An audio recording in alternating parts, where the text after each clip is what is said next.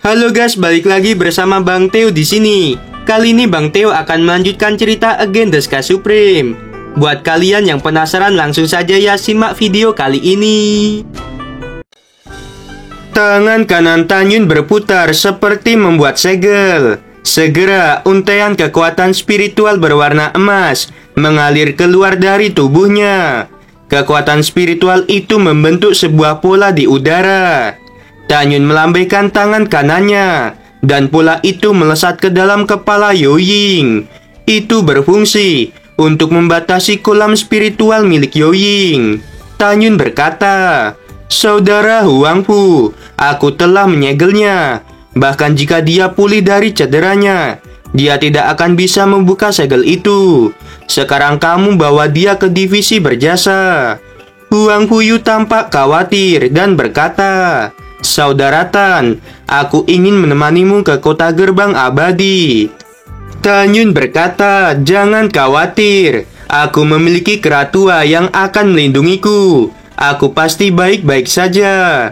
Tanyun menepuk pundak Huangfu Yu dan berkata lagi, "Jika kamu ikut denganku, aku tidak akan bisa fokus. Jadi kamu tunggulah aku kembali."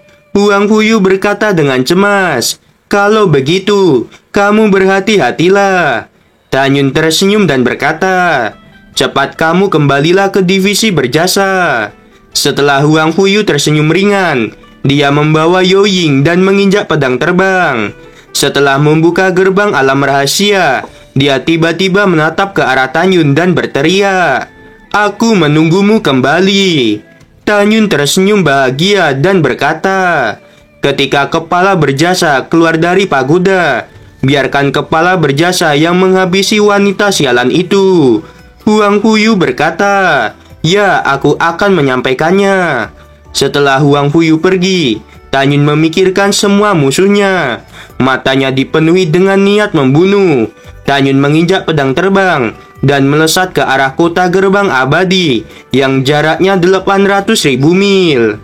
Saat Tanyun dipromosikan ke alam pemurnian jiwa tingkat ke-8, kecepatan terbangnya sebanding dengan kecepatan perahu roh harta karun tingkat tinggi yang dapat menempuh 500.000 mil sehari. Keesokan harinya, pada siang hari yang hujan, Tanyun berjalan menuju sebuah toko. Di depan toko tergantung papan yang bertuliskan Paviliun Tongtian. Pada saat ini, Tanyun menekan ranahnya di alam pemurnian jiwa tingkat ke-5 menggunakan mata Dewa Hongmeng. Hanya orang yang ranahnya jauh lebih tinggi dari Tanyun yang dapat melihat tingkat kultivasi milik Tanyun yang sebenarnya. Ada alasan mengapa Tanyun menyembunyikan ranahnya. Hal itu bertujuan untuk memancing para pasukan bayaran milik Fang Changhai. Setelah Tanyun menukarkan batu roh di Paviliun Tongtian dan melihat ranah Tanyun yang tidak tinggi, mereka pasti akan mengincar Tanyun. Pada saat ini, ada sebuah suara datang dari belakang. Tanyun berhenti di situ. Tanyun berbalik secara perlahan dan melihat 6 murid yang mengenakan jubah divisi 5 jiwa. 5 di antaranya berada di alam pemurnian jiwa tingkat ke-8 dan 1 di alam pemurnian jiwa tingkat 9. Tanyun berkata dengan acuh tak acuh, "Apakah ada sesuatu?" Pemimpin para murid itu melirik Tanyun dan berkata dengan jijik, "Aku mendengar bahwa ketika kompetisi 9 divisi gerbang dalam saat itu, kamu menghabisi banyak juniorku dari divisi 5 jiwa." Tanyun mengerti bahwa mereka hanya ingin balas dendam. Tanyun berkata, "Aku sedang dalam suasana hati yang buruk sekarang ini, jadi jangan ganggu aku." Tanyun berbalik dan berjalan menuju Paviliun Tongtian di seberang jalan. Pemimpin para murid itu berkata, "Aku sedang dalam suasana hati yang baik saat bertemu denganmu saat ini. Jadi aku katakan sekali lagi, berhenti dan tetaplah di situ." Tanyun melihat ke belakang dan berkata dengan tenang, "Ketika kompetisi 9 divisi gerbang dalam, aku tidak hanya menghabisi banyak murid divisi 5 jiwa, tetapi divisi jiwa suci dan divisi jiwa binatang." Setelah itu Tanyun berbalik dan berjalan dengan pelan. Pemimpin para murid yang bernama Lu Feng berkata, "Hanya bocah sialan, kamu berani mengabaikanku." Lu Feng menatap seorang murid di sampingnya dan berkata, "Cai Liang, jangan sampai dia mati. Patahkan saja kakinya." Cai Liang berkata, "Baik senior, aku akan mematahkan kaki bocah sialan ini." Cai Liang menghilang dan muncul di belakang Tan Yun. Dia melesatkan kakinya yang dipenuhi kekuatan spiritual ke arah kaki kanan Tan Yun. Tanpa menoleh ke belakang, Tan Yun tiba-tiba menendang kakinya ke arah belakang, dan kaki kanannya tepat mengenai lutut kaki kanan Cai Liang. Cai Liang menjerit kesakitan. Kakinya patah dan terbang menjauh, sementara tubuh Cai Liang terpental 10 kaki jauhnya. Lu Feng menjadi sangat marah dan berkata, "Tan Yun, aku pikir kamu sudah bosan hidup." Lu Feng menatap 4 murid di alam pemberian jiwa tingkat ke-8. Dia memberi isyarat dan berkata, "Cepat habisi dia." 4 murid itu berkata serempak, "Baik senior." Sebelum 4 murid itu melakukan sesuatu, Tan Yun tiba-tiba menghilang. Tan Yun melintas melewati mereka berempat. Kaki kanan Tan Yun menghantam kaki keempat murid itu, dan kaki keempat murid itu terbang di udara. 4 murid yang kehilangan kakinya, tubuh mereka terpental sejauh 30 kaki. 4 murid itu berkata, "Senior Lu Feng, balaskan dendam kami." 4 murid itu berguling-guling di tengah hujan, dan jeritan mereka sangat keras, sampai semua orang di kota gerbang abadi mendengar. Semua murid yang sedang berada di dalam berbagai toko menjadi kebingungan. Setelah beberapa napas, ada ribuan orang yang berdiri di samping jalan. Mereka melihat Tan Yun yang berjalan menuju Lu Feng selangkah demi selangkah. Ketika beberapa murid menyadari bahwa itu adalah Tan Yun, 2 murid dari divisi 5 jiwa, 1 murid dari divisi jiwa suci, dan 3 murid dari divisi jiwa binatang, mereka menatap tajam ke arah Tan Yun. Kemudian mereka pergi dari tempat itu.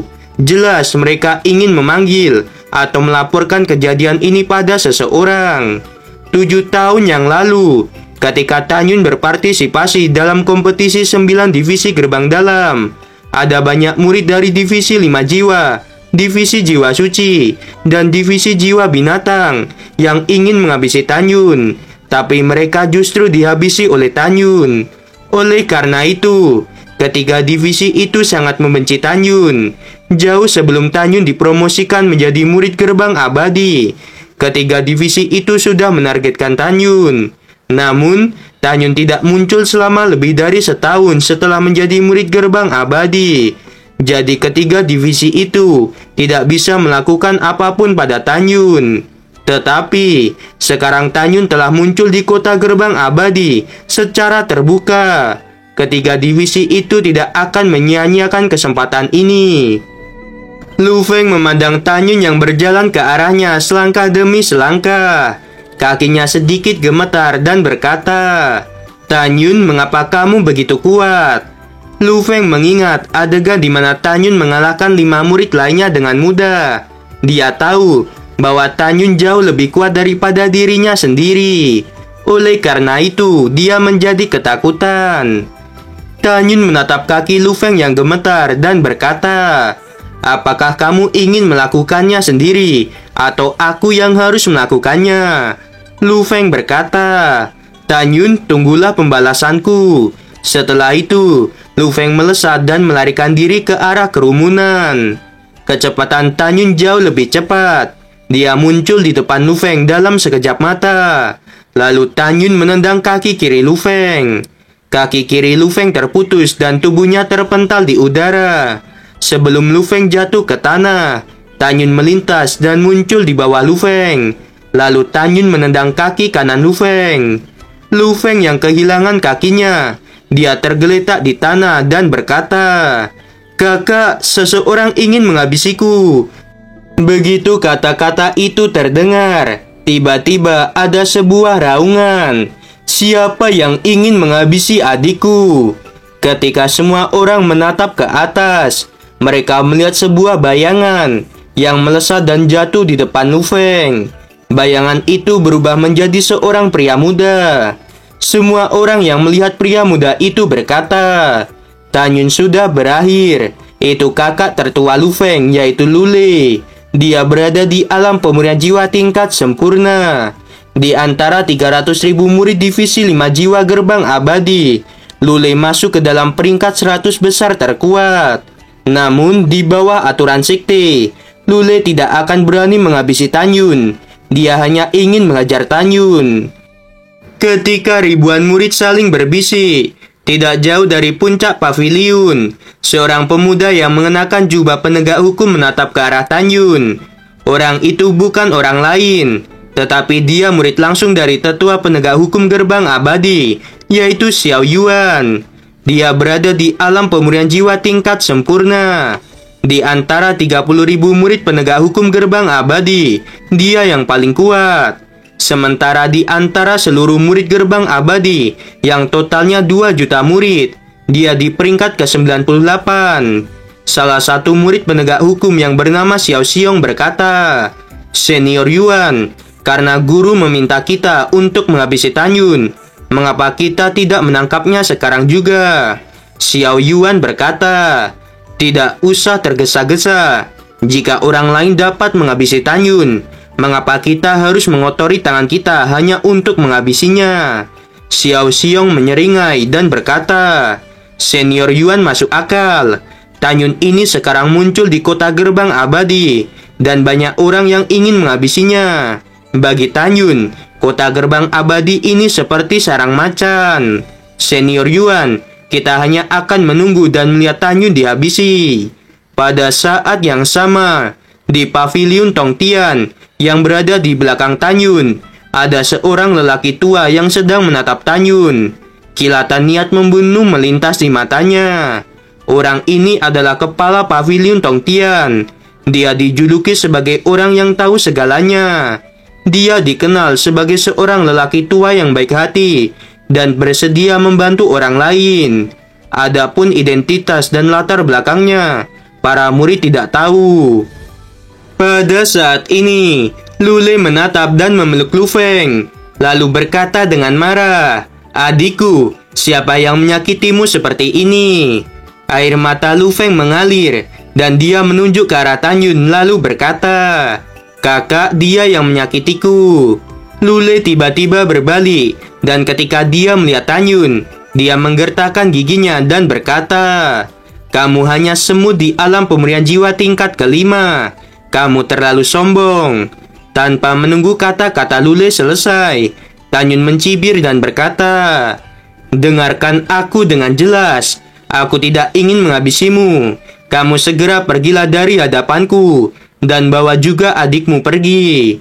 Begitu kata-kata itu terdengar, ribuan murid memandang Tanyun dengan senyum di wajah mereka.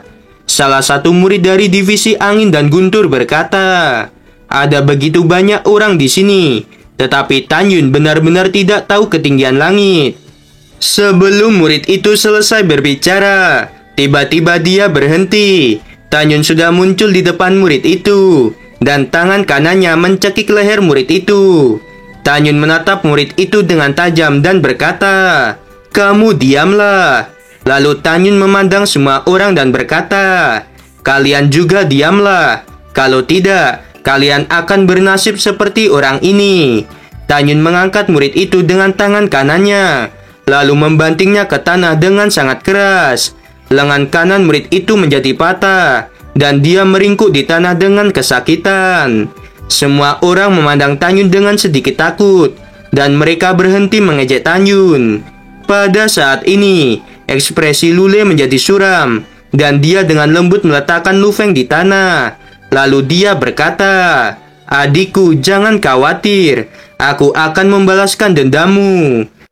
Lu Feng menyeka air matanya dan mengangguk. Di dalam hati Lu Feng, kakaknya adalah murid peringkat 100 teratas di divisi 5 jiwa gerbang abadi.